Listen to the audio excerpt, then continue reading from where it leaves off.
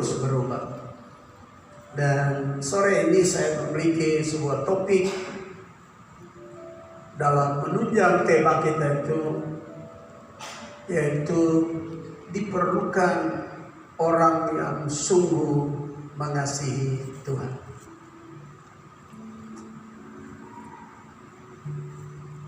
Jadi Tuhan perlu orang yang sungguh mengasihi Tuhan. Mungkin saudara memiliki semacam argumentasi di dalam pikiran saudara, di hati saudara. Orang semacam apa? Sebab landasan kehidupan kita terus terang kurang kuat, apalagi kita memiliki warisan yang tidak menarik dari leluhur kita, dari Adam dan Hawa. Sehingga Paulus menulis surat kepada jemaat di Roma, di dalam Roma pasal 3, chapter 3, verse 23. All people already doing wrong or sin. Semua orang telah melakukan yang jahat dan berbuat dosa.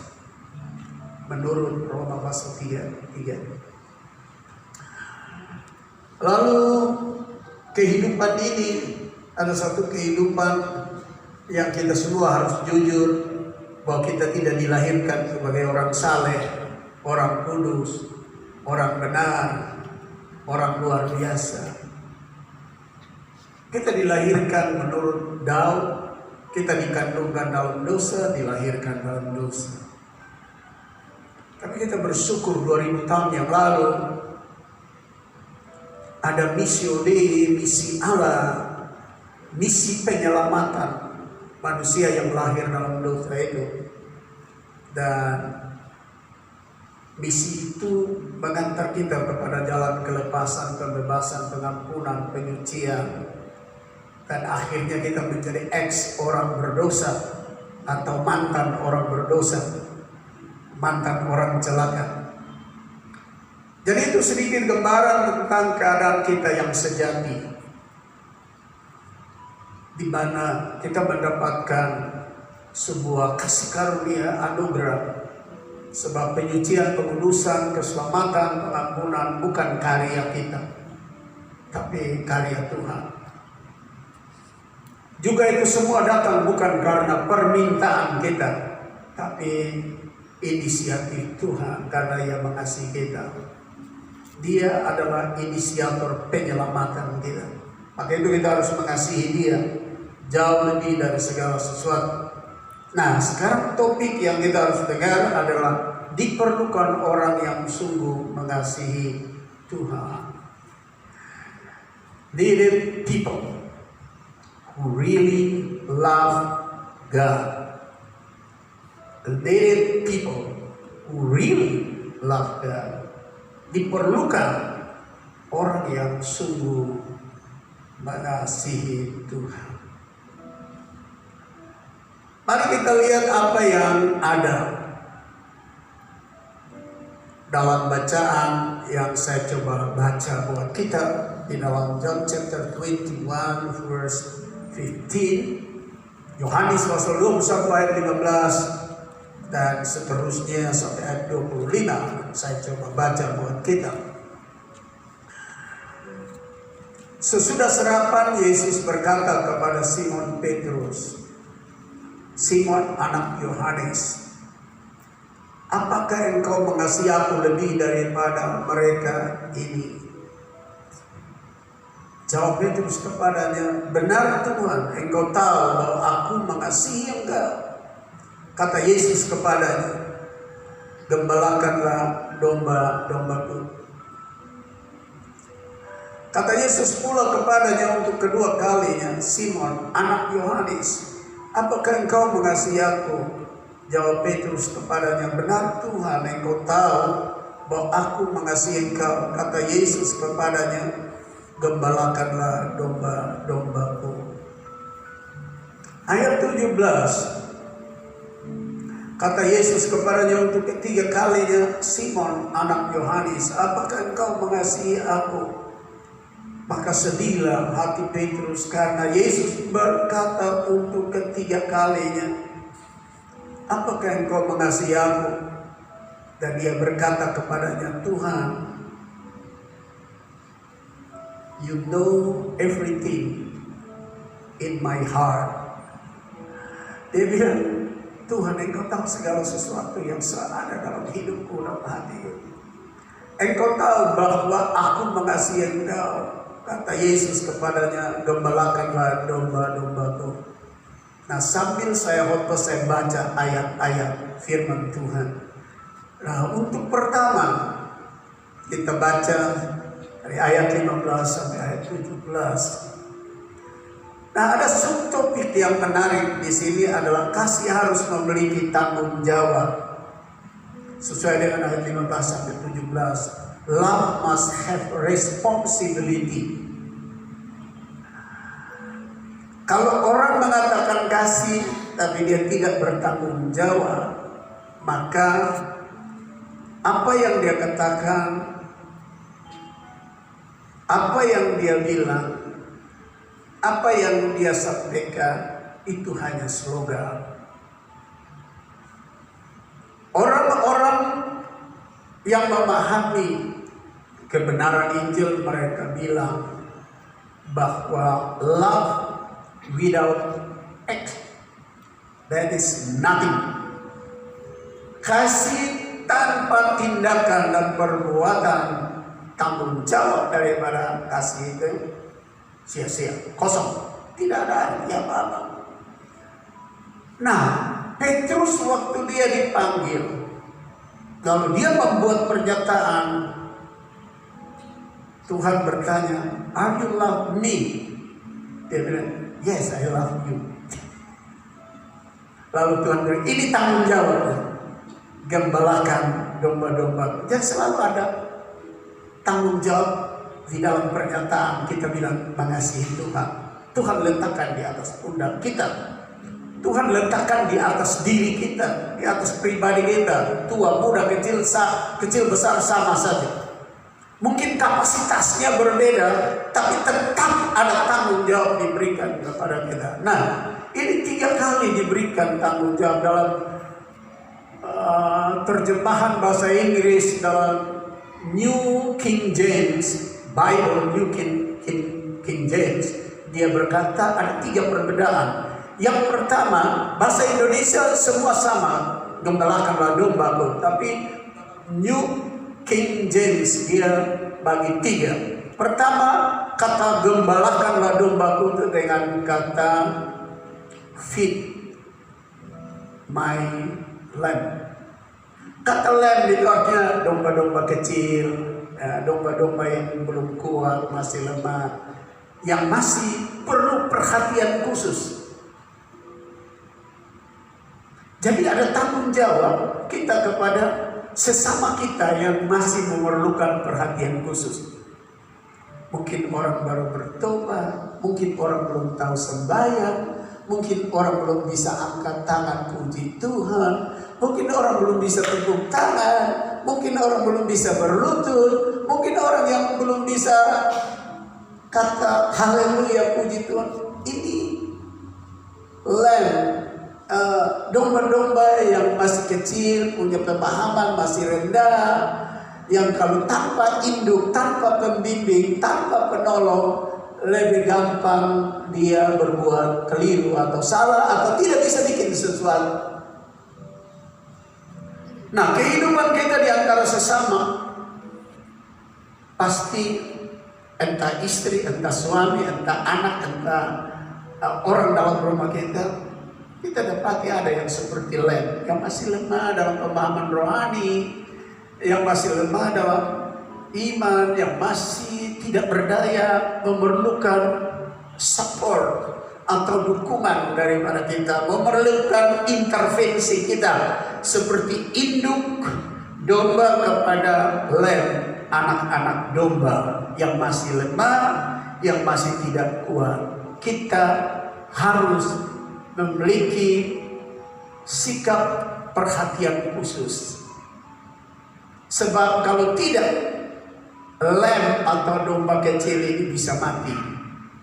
Dalam pengertian rohaninya, imannya, pengiringannya akan Tuhan bisa buyar semua.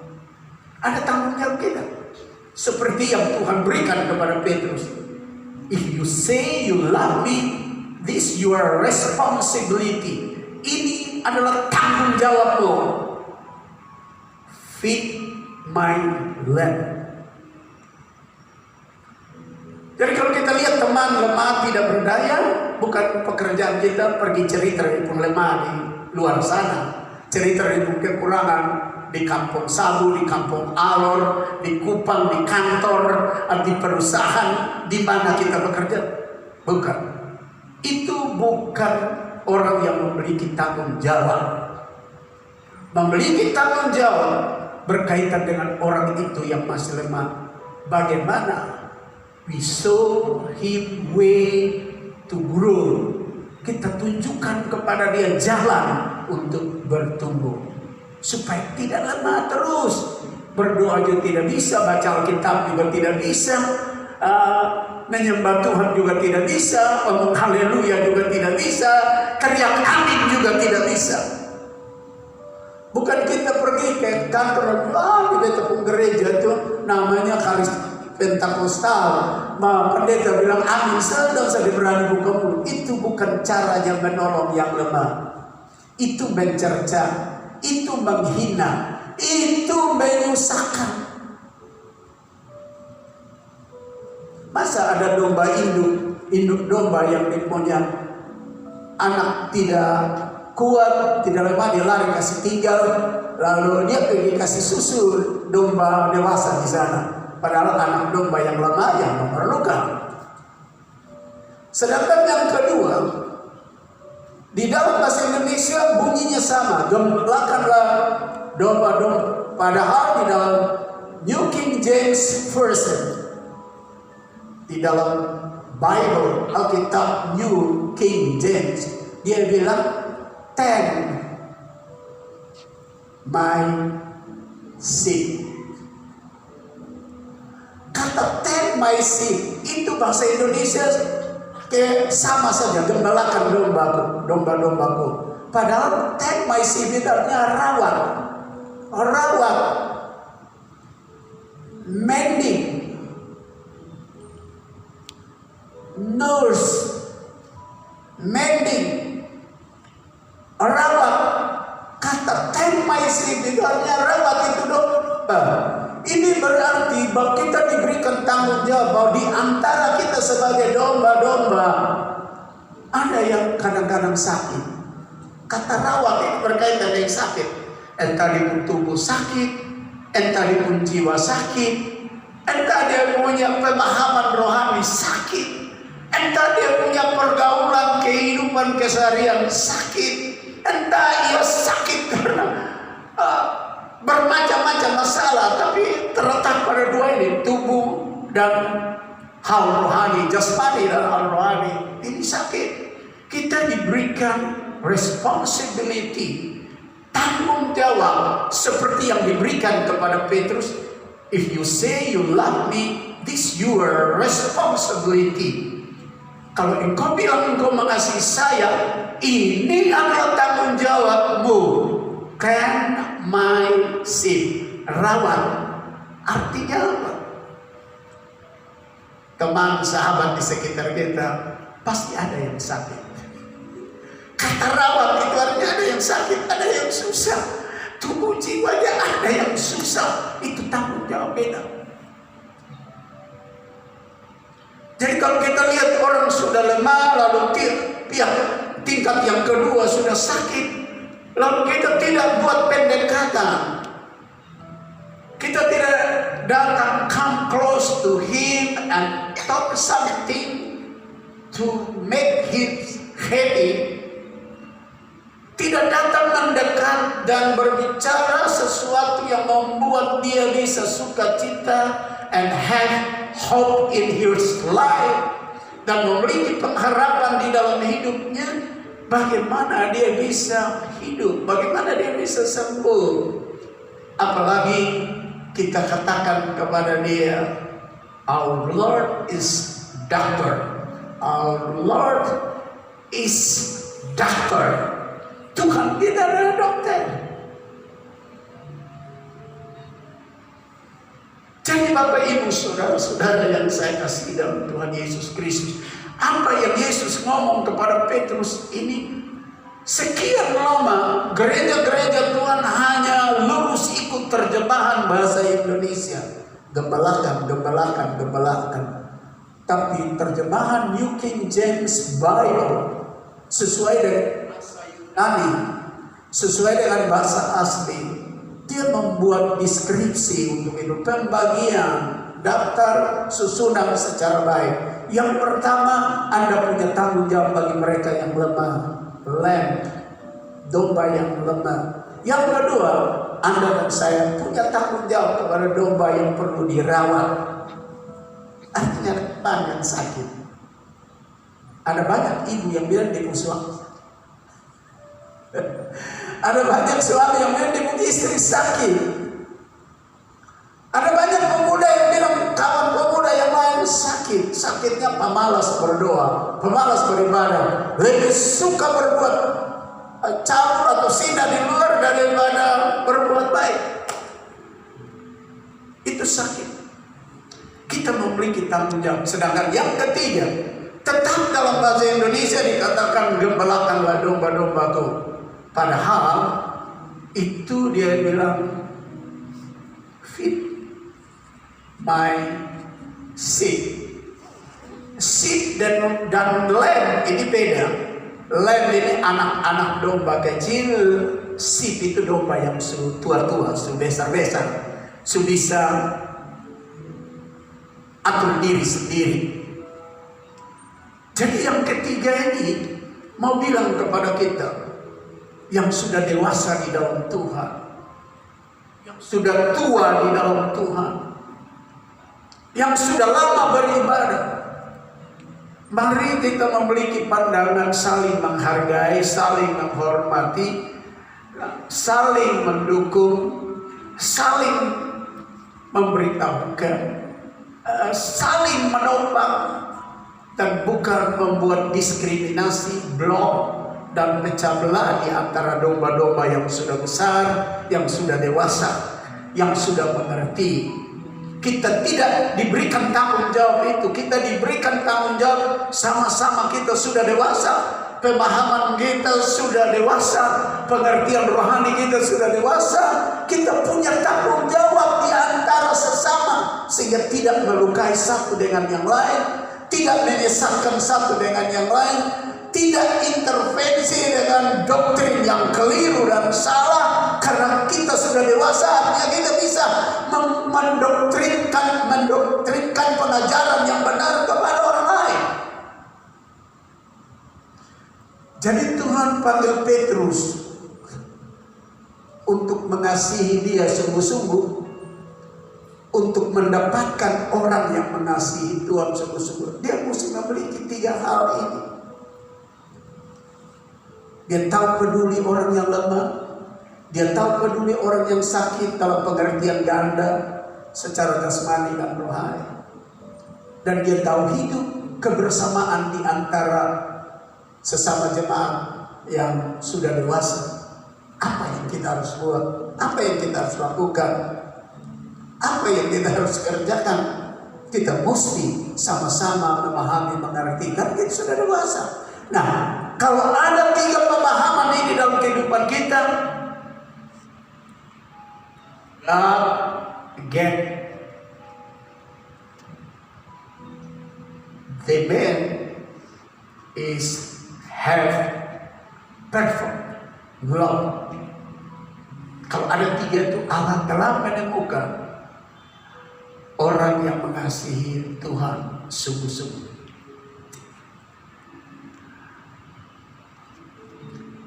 Nah, Bapak Ibu dan saudara-saudara, jadi kasih itu harus punya tanggung jawab. Saya pikir saudara yang sudah berkeluarga, punya suami, punya istri, kalau duduk bercerita pengalaman berpacaran dulu,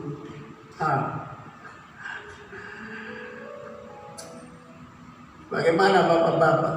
Dulu masih pacaran, kalau janji ketemu terlambat datang, lalu ancaman dari pacar perempuan bilang putus, saudara pulang mengong-mengong. Itu karena tidak ada tanggung jawab. Padahal barangkali itu baru ungkapan basa-basi, dan kita pulang pusing. Wih, putus ini bisa payah. Gara-gara tanggung jawab terhadap waktu yang ditetapkan. Janji jemput jam 1, datang jam 3. Oh, tanggung jawabnya tidak ada. Janji ketemu di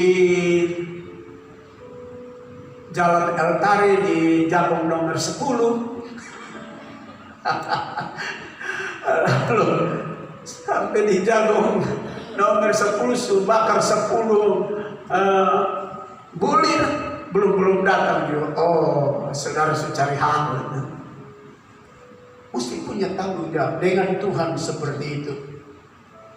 Kalau kita mengasihi Tuhan, Tuhan bilang, "You mesti punya tanggung jawab."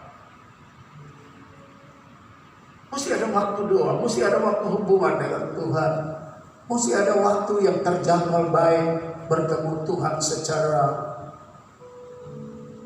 pribadi, secara sendiri. Saudara punya tanggung jawab bagaimana bisa menolong orang lain, bisa membimbing orang lain. Saudara punya tanggung jawab bagaimana di dalam kedewasaan kita bisa punya visi dan misi untuk menolong gembala, untuk menolong gereja, untuk menolong orang lain. Kita punya kesehatan. Nah, Bapak Ibu saudara-saudara yang saya kasih dalam Tuhan Yesus, bagian yang berikut yang perlu saudara dan saya tahu, sebenarnya orang semacam apa yang Tuhan ingin supaya sungguh ia mengasihi Tuhan. Tadi awal saya sudah katakan, kita bukan lahir suci, kudus. Benar, kita dilahirkan dalam dosa. Mari kita lihat apa yang dikatakan di sini. Di dalam Matius pasal 26 mengenai sebenarnya siapa Petrus. Sebenarnya siapa Petrus dan orang semacam Petrus yang diminta supaya mengasihi Tuhan sungguh. Saya baca ya, saudara juga ikut baca. Di dalam Matthew chapter 26 verse 69, dalam ayat 69, sementara itu Petrus duduk di luar di halaman, maka datanglah seorang hamba perempuan kepadanya, katanya, "Engkau juga selalu bersama-sama dengan Yesus orang Galilea itu." Tetapi ia menyangkalnya.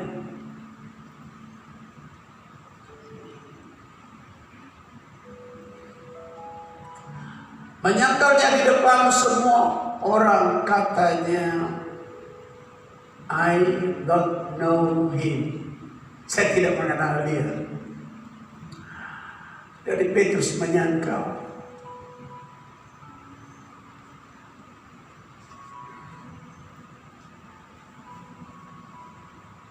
Ketika ia pergi ke pintu gerbang,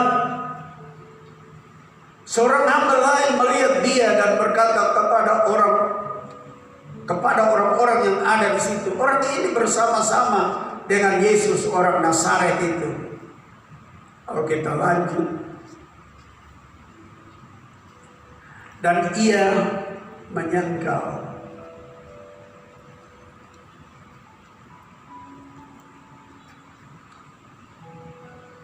Dan ia menyangkalnya pula dengan bersumpah.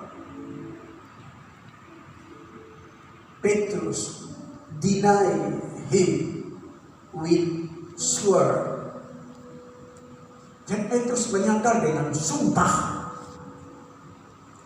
I don't know him. Aku tidak kenal dia. I don't know that man. Saya tidak mengenal orang itu. Tidak lama kemudian orang-orang yang ada di situ datang kepada Petrus dan berkata, sure, engkau juga salah seorang dari mereka. Itu nyata dari your language. Itu nyata dari bahasamu. Maka mulailah Petrus mengutuk dan bersumpah.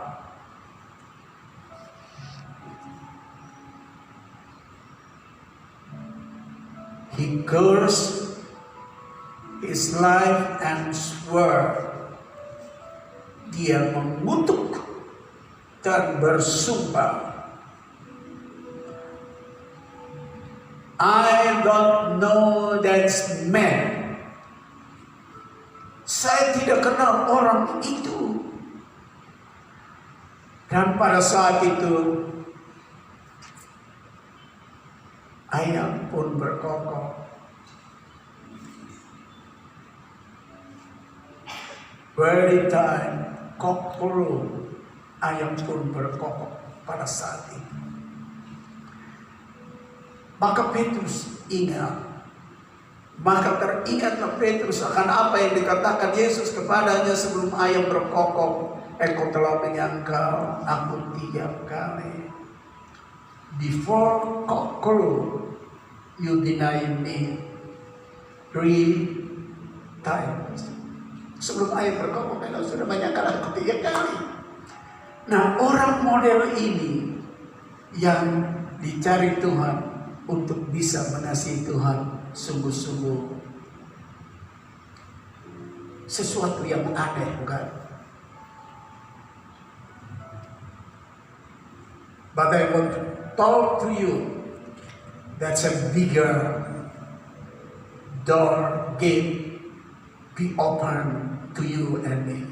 Tapi saya mau katakan kepada Anda bahwa ini pintu gerbang terbesar terbuka bagi kita. That is love of God. Itulah kasih Allah. He looking you and me, where our background is a sinner, yang dimana latar belakang kita adalah orang berdosa. Bukankah layak kita berkata, thank you Lord, thank you Lord. When you remember our sin, we worthy not. Kalau engkau ingat dosa-dosa kami, kami tidak layak. Karena itu Bapak, Ibu, Saudara-saudara, ketika dia meminta supaya kita mengasihi dia dengan sungguh, baik-baik, pada kita tidak ada sesuatu yang baik, tapi dia mengasihi kita dan dia berteriak dengan kencang dan keras on Calvary, it is finished. Dia berteriak kencang di Bukit Calvary, on the cross, pada salib itu, semua sudah selesai. Bapak Ibu, saudara-saudara yang saya kasihi, kalau kita lihat status, posisi daripada Petrus, saudara dan saya pasti tidak suka orang ini. He swore and cursed his self, and he said, I don't know him. Dia kutuk, bersumpah pada dirinya bahwa saya tidak kenal Yesus. Kalau saja Tuhan take hold his word, Petrus have not way to come to Lord. Kalau saja Tuhan ingat dan pegang kepada perkataan itu, dia tidak ada jalan untuk datang kepada Tuhan. Tuhan Maha Pengampun.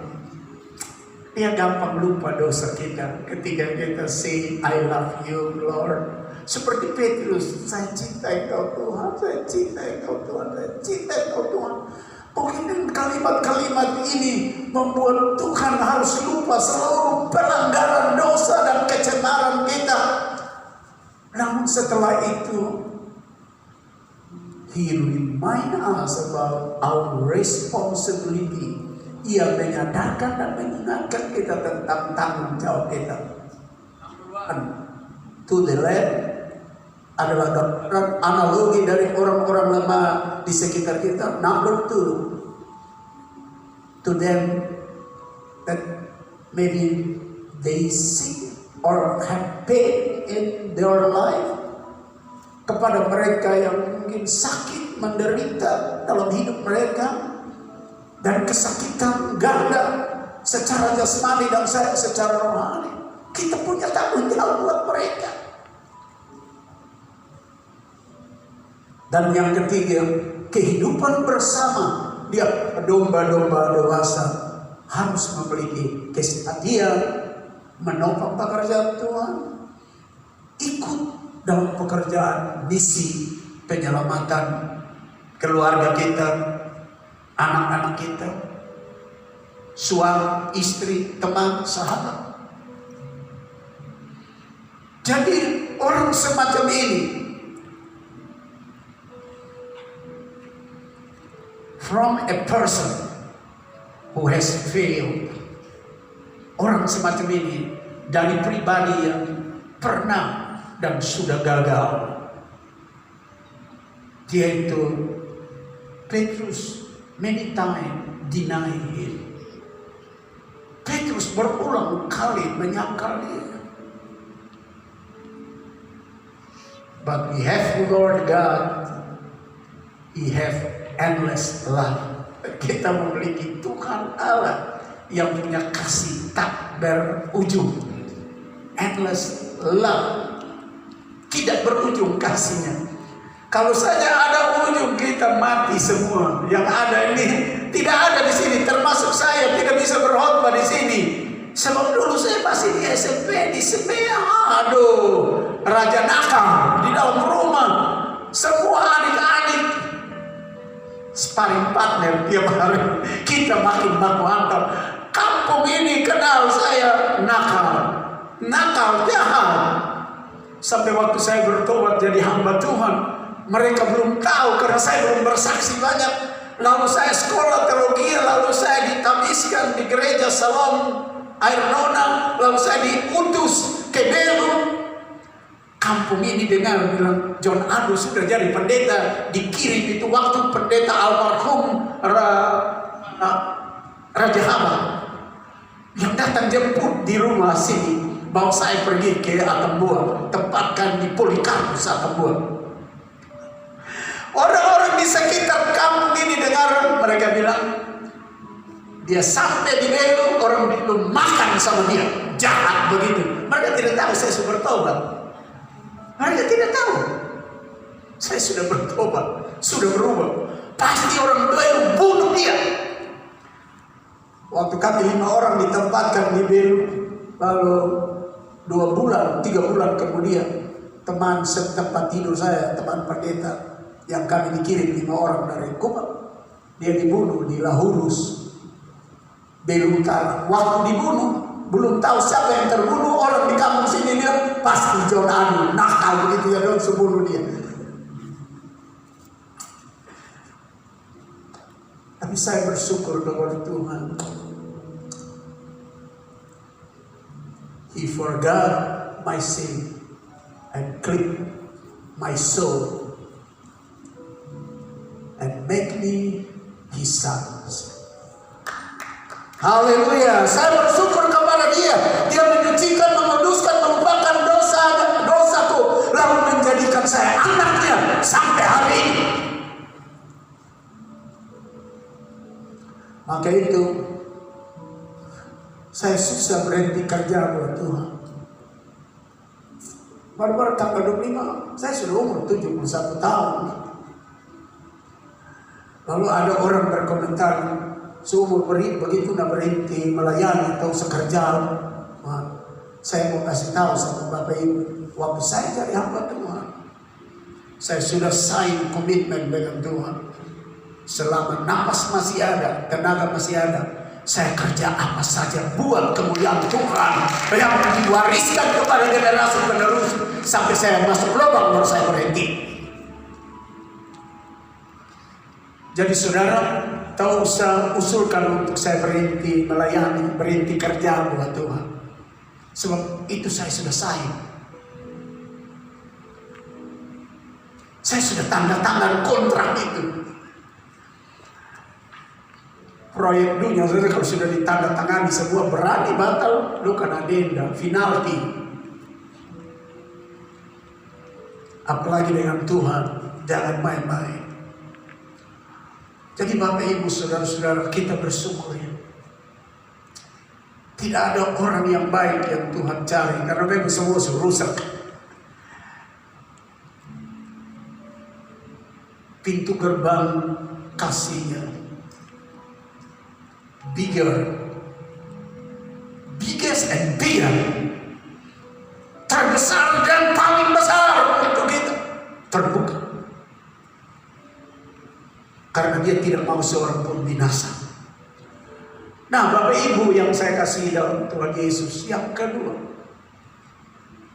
kalau Petrus mengatakan I love you Lord 3 kali, saya mengasihi Engkau Tuhan. Tadi satu, ada tanggung jawab.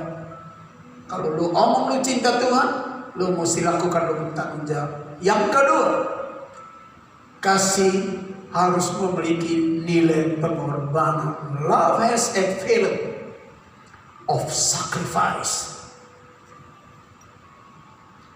Ketika kita bilang kita mengasihi tapi kita tidak siap berkorban, itu sama seperti orang suka omong biar nakal.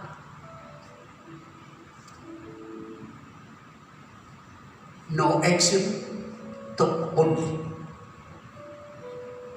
Hanya pintar omong, tapi tidak ada aksi. Love without action, that is nothing. Kasih tidak ada nilai pengorbanan, itu omong kosong.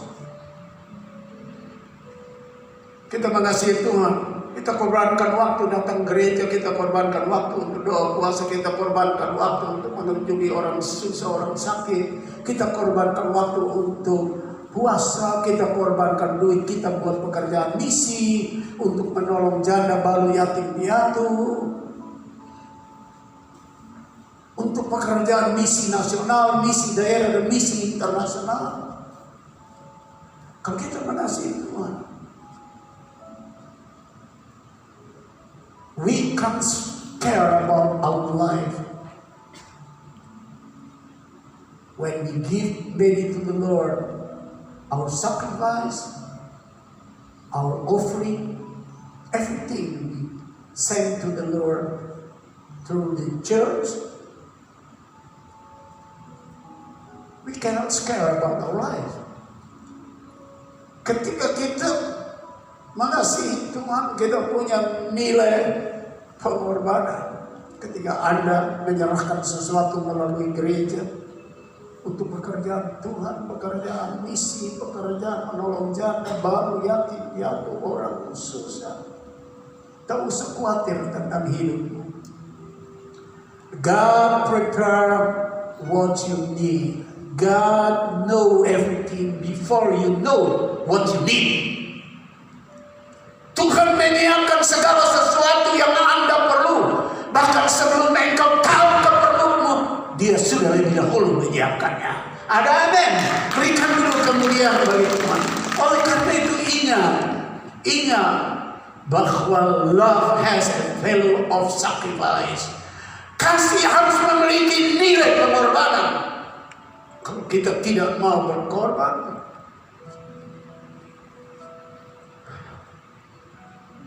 waktu kita untuk baca Alkitab saja kita tidak mau korbankan untuk baca Alkitab. Kita sudah coba umumkan, every day you must read Bible 2 pages. And 1 year you make finish the Bible in your hand. Tiap hari 2 lembar Alkitab Anda baca. 1 tahun Alkitab yang di tangan saudara sudah selesai baca. Dan banyak kali kita tidak ada waktu, tidak mau berkorban untuk itu. Maka itu Bapak Ibu, banyak kali kita tidak kokoh, tidak kuat. Karena kita hanya bisa mengatakan I love you Lord. We not ready to offering something, not ready to sacrifice something to the Lord. Kita berkata Tuhan, tapi kita tidak siap korbankan sesuatu. Padahal what we do, that's profit to our life. Apa yang kita lakukan sebagai pengorbanan mendatangkan keuntungan buat diri kita.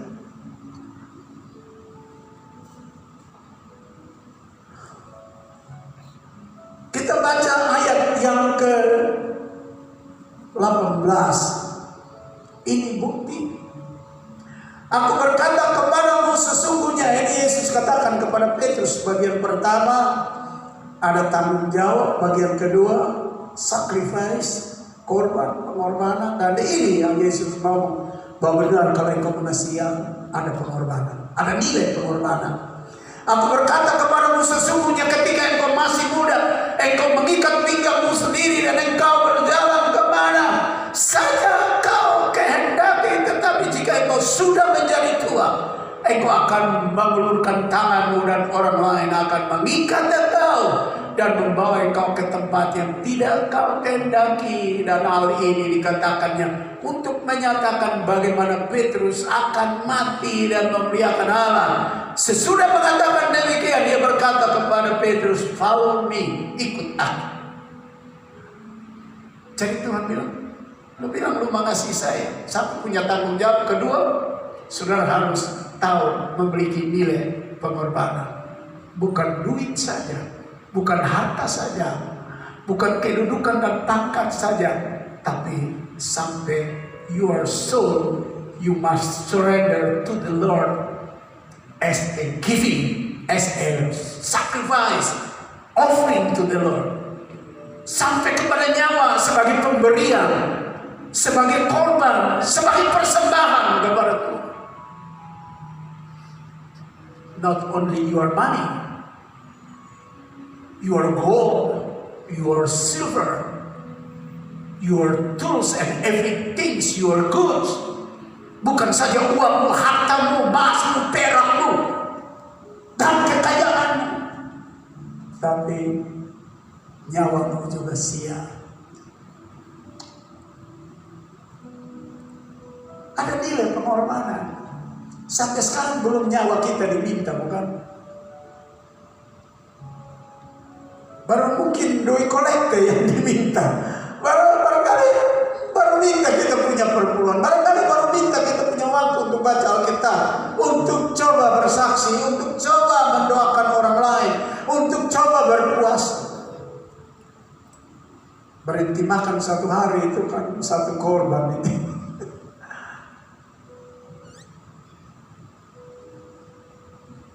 Ada beberapa ibu telepon ibu gembala bilang,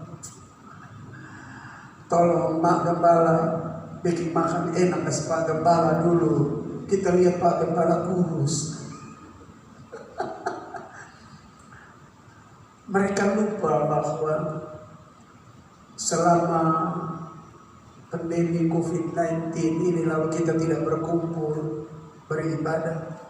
Gembala, istri dan seisi rumah selalu tiap minggu ada waktu puasa buat seluruh jemaat. Saya datang dari pagi sampai malam di gereja. Ada waktu berdoa. Tiap kali anak-anak di gereja makan siang, mereka suruh saya makan, saya tidak makan. Saya berdoa buat seluruh jemaat, mulai dari Belo turun ke Bau Mata, jemaat ada di sana, Penfui turun ke Waisapa besar, Waisapa kecil, sampai di mana Waisau sana itu. Lalu turun datang di Kupang, sampai di Tano ada jemaat sampai di sana, sampai di Manulai, turun ke berbagai permahan, naik kota 1, naik kota 2, Oepura, Sikumana, semua saya harus berdoa sebelum Tuhan jaga supaya tidak ada yang terpapar virus corona. Jadi mungkin itu pada turun sedikit, tidak apa-apa, yang penting jiwa sehat. Ada amin.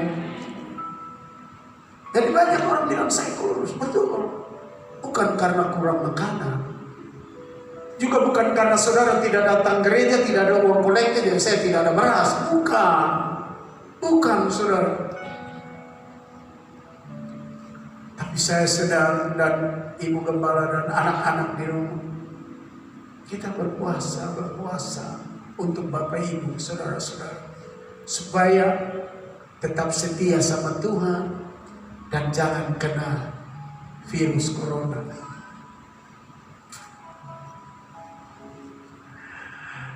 Kita mesti siap.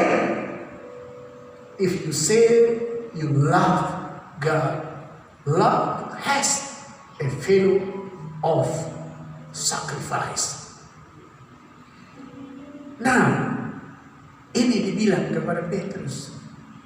Dan Petrus setelah dengar itu, Yesus bilang, lu cinta beda, follow me, ikut saya sekarang. Yang terakhir, yang ketiga, kasih tidak bias, tetapi tetap fokus. Love is not bias, but focus to the Lord, His calling. Jadi mengasihi Tuhan itu tidak bias. Mari kita lihat ini. Tuhan tidak suka kalau sudah bilang mengasihi Tuhan, lalu bias kasihnya. Saya baca Yohanes 21 ayat 20 dan seterusnya. Anda dengar ketika Petrus berpaling, ia melihat bahwa murid yang dikasihi Yesus sedang mengikuti mereka, yaitu murid yang pada waktu mereka sedang makan bersama duduk dekat Yesus, dan yang berkata, Tuhan, siapakah dia yang akan menyerahkan engkau? Ketika Petrus melihat murid itu, ia berkata kepada Yesus. Jadi dia berpaling ke belakang. Yesus bilang, follow me. Dia ikut begini, dia lihat di belakang begini. Lalu dia lihat murid yang bersandar di dada Yesus, ada ikut dari belakang. Lalu Anda dengar apa yang dia katakan. Ketika Petrus melihat murid itu, ia berkata kepada Yesus, Tuhan, apakah yang akan terjadi dengan dia ini? Jawab Yesus, jika aku menghendaki supaya ia tinggal hidup sampai aku datang, itu bukan urusanmu, tetapi engkau ikutlah aku. Yesus tidak suka kalau orang sudah bilang, I love you, aku cinta Tuhan, lalu nengok ke belakang, lalu urus orang di belakang. Yesus bilang, that's not your business.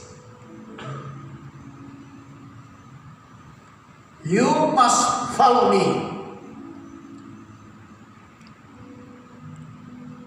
If I like his stay till I come, that's not your business.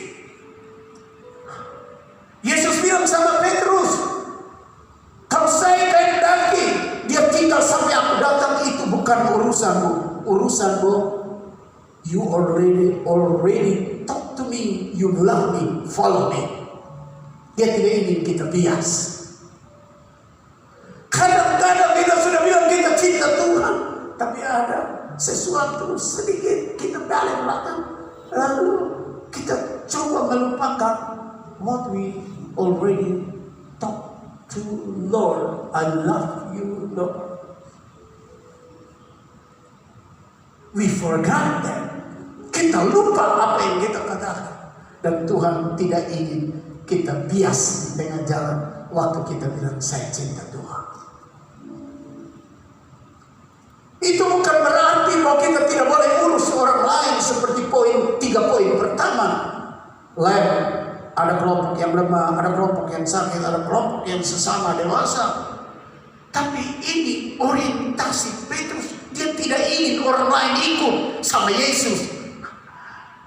Jadi bagaimana itu orang tadi kan yang disuruh follow you itu hanya saya, kenapa dia ikut? Yang suruh ikut engkau hanya saya, kenapa dia ikut? Kalau Tuhan bilang, sebenarnya kalau dalam bahasa Ketimuran, shut your mouth, tutup mulutmu, ikut aku. That's not your business, that's my business. Itu bukan urusanmu, itu urusanku. Jadi saudara-saudara, mari Tuhan dapatkan kita sebagai orang yang mengasihi Tuhan sungguh-sungguh. Ada amin? Berikan dulu sanjungan. Stand up please, silakan berdiri. Dan mari kita angkat sebuah nyanyian.